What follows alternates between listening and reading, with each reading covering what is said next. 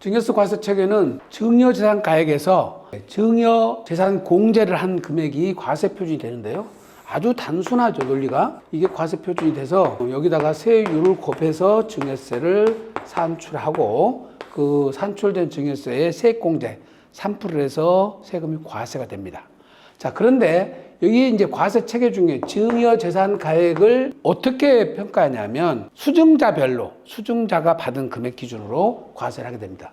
이걸 우리가 유산취득세라고 그래요. 유산취득세라고 해서 증여자가 기준으로 세금을 과세한 것이 아니라 수증자 기준으로 과세를 하게 됩니다. 따라서 상속세가 유산세 체계를 가지고 있는데 반해서 증여세는 유산취득세 체계를 갖고 있다. 이것이 큰 차이가 있다는 거죠. 그래서 증여재산가액 자체는 평가와 상속재산가액 평가는 동일한 방법으로 평가를 하게 됩니다. 그거는 이제 나중에 다시 한번 별도로 한번 살펴보기로 하고요. 지금 현재 이 증여재산 공제단은 10년마다 공제를 하게 되는데요. 10년마다 공제를 똑같이 해주게 되는데 그 공제 관계는 증여자와 수증자 관계에 따라서 공제가 달라져요. 그래서 부부간에는 6억, 그 다음에 직계존비속 간에는 비속이 성인이면 2천만 원, 미성년자면 2천만 원, 성년인 경우는 5천만 원. 이 공제는 이제 다 기본적으로 여러분들 아시잖아요. 그 다음에 친족 공제 1,000만 원.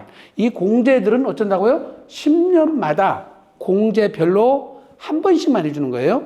배우자에게서 6억을 공제받고 또 공제를 추가로 받으려면 10년 다음 날 하루 만에 다시 주면은 다시 6억을 또 받게 되겠죠. 그래서 공제액을 여러분들은 사람마다 인별을 받는다고 착각을 하시는 분들이 있는데 그게 아니라 지금 말씀드린 세 가지 관계, 부부 간에, 그 다음에 직계존비속 간에, 친인척 간에 이 세 가지의 공제액만 10년에 한 번씩만 받을 수 있다는 것을 기억을 하시고요. 이 과세 표준은 마찬가지로 증여자와 수증자가 같으면 10년 단위로 합산해서 과세 표준을 만듭니다. 이것을 합산해요. 그러니까 아버지가 아들한테 증여를 올해 1억을 주고 내년에 2억 주고 또 내후년에 3억 준다 그러면 1억, 2억, 3억 각각 세율을 적용한 것이 아니라 증여자와 수증자가 동일하기 때문에 1억 플러스 2억 플러스 3억 전부 합해한 6억에 대해서 세율을 부과하게 된다는 거죠. 요 점이 굉장히 중요한 개념이에요. 증여자에는 부모는 합해서 증여자를 계산합니다. 아버지와 어머니 따로따로 계산하는 게 아니라 어쩐다? 아버지와 어머니는 부부 일심동체를 한 명으로 봐서 한 사람으로 보고 계산한다. 할아버지와 할머니도 똑같이 계산했죠. 대신 할아버지와 아버지는 또는 할머니와 어머니는 한 부부가 아니기 때문에 별도가 됩니다. 따라서 할아버지가 부동산을 증여했을 때 세금을 또 할아버지가 주면은 합산돼서 세금이 부과되지만은 부동산은 할아버지가 주고 세금은 아버지가 준다고 그런다면은 할아버지 거 과세표준 따로 잡고 아버지 거 과세표준 따로 잡겠죠.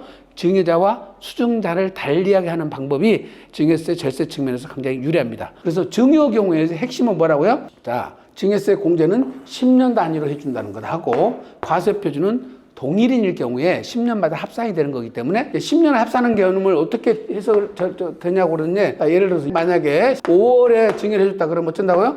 2020년 4월까지 증여를 해준 거는 10년 안에 들어왔죠. 10년 안에 들어왔으니까 이때 증여한 것과 이때 증여한 거는 또 합산이 된다는 거고 다시 2025년 4월 달에 증여를 했으면 이때 거는 10년이 넘어갔으니까 합산이 안 되는 거죠. 거슬러 올라가서 2015년 4월 달에 이후에 증여되는 것은 합산이 되겠죠. 따라서 2020년 4월 달 거는 여기서는 다시 합산이 되는 거죠.